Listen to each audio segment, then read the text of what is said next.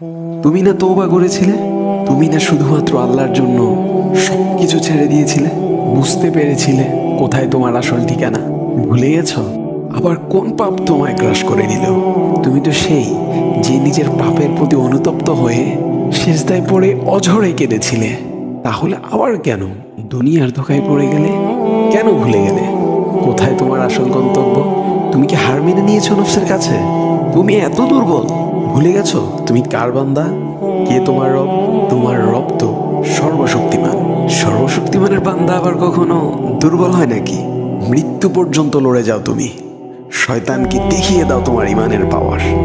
শয়তানের ধোঁকায় পড়ে অনেক পাপ করে ফেলেছো, তাই নিরাশ হয়ে গেছো তুমি, তাই না? তুমি কি জানো না তোমার রব কতটা মহান? তিনি তো তোমাকে ক্ষমা করার জন্য অপেক্ষা করছেন। তাই ফিরে আসো সেই রবের দুয়ারে, যার দুয়ার কখনো বন্ধ হয় না।